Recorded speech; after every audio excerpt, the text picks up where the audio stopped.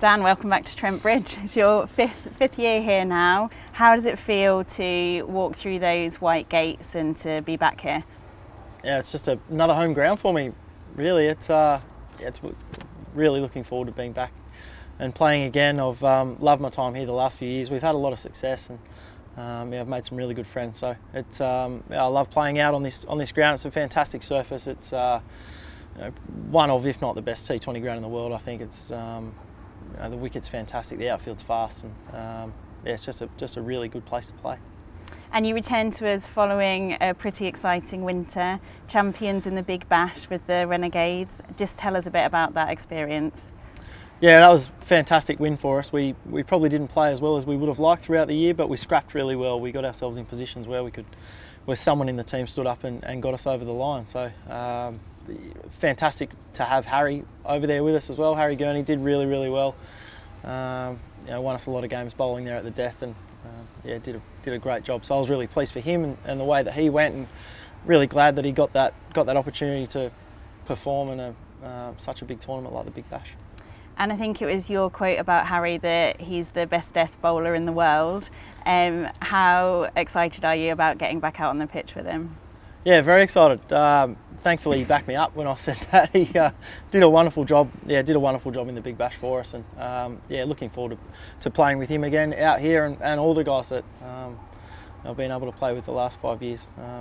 Said we've had a lot of success over the last couple, and hopefully we can do one better than last year and get through that quarter final, and we'll get to the quarter final, get through the quarter final, and then on to finals day. You've had a lot of success here, but your career stats around the world are pretty remarkable. 7 titles, and last year was your best ever with the bat.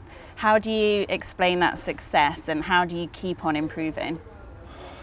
I think the success ones, I've just been lucky because I've played in some really good teams, and personally, to sort of keep improving, I think that's just experience.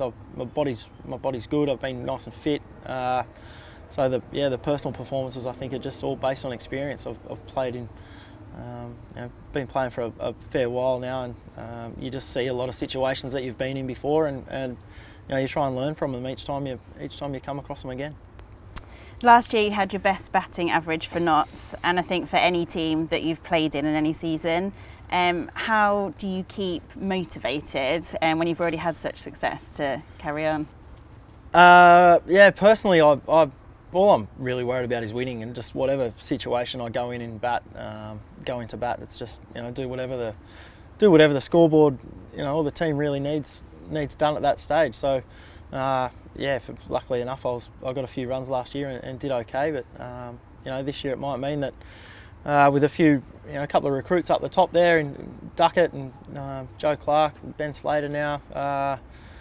Chris Nash missed most of the 2020s last year, so and Hales missed most of the T20s as well. So we got a lot of reinforcements up top there, which means that I might not get as many opportunities this year, which I'm completely fine with. Obviously, if those guys are doing well, then it means the team's probably winning and playing good cricket.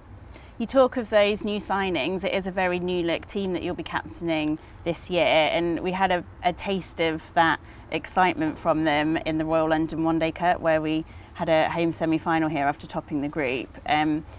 What do you expect from that group of players this year? More of the same, I think, from what we've seen the last couple of years. Duckett's always been a nightmare to play against. He always gets runs against us. Joe Clark always gets runs against us. So those two in particular, it'd be great to have them on our side. And like I said about the quality of this surface, I think they'll really flourish playing 2020 out here. And it's a pretty exciting couple of months coming up. You've made more T20 appearances for the Outlaws than for any other team. What moments stand out for you? Winning finals day 2017, that's a pretty clear one. That was an amazing day, and richly deserved. I think we'd done really well the last couple of years. We were the year before that, where we lost to Northants on finals day. That was a really disappointing one, because we'd played great cricket all season, and then to falter in that semi-final was really disappointing. So to then come back and get over the line in the final was a huge thrill, and great for everyone at the club that worked so hard to try and get that kind of success. Talking of Northants, I can't help but think of your 100 there last year. That must stand out as a pretty great moment as well. Yeah, it was good fun. It was one of those days. It doesn't happen that often. Played 280 odd matches, and it's only, it doesn't, like I said, it doesn't happen very often. I've only done it once, I think, for not. So it's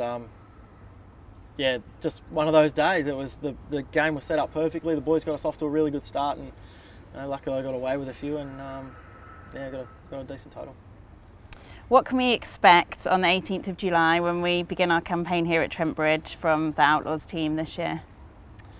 I think one of the things we've done really well the last few years is play with a real freedom in the 2020 format. Which is, I think, what you have to do if you want to have success. You've got to play with that kind of freedom.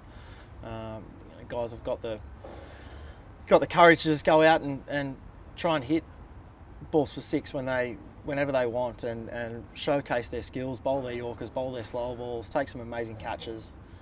It's just a really wonderful format for being able to showcase those skills. So that's been one thing I've tried to push as much as I can as captain here, is to encourage the guys to do that as much as they can, and I think that'll go a long way to having some success if we're able to do that. You hint at that entertaining style of play in front of a packed out Trent Bridge. It's a pretty special feeling. You've obviously played in front of some enormous crowds, but how does the atmosphere here compare to that on a Friday night at Trent Bridge? Yeah, just because the seats are so close to the ground here, it feels like there's more people here than 14 and a half or 17, however many it can get here when it's absolutely packed. But it always feels like there's more people here because the crowd's, like I said, so close to the ground. It's a wonderful place to play on a Friday night when it's packed and everyone's right behind us, and it's like having that 12th man on the field. It sounds like a bit of a cliche, but it certainly helps. Thanks, Dan. No worries.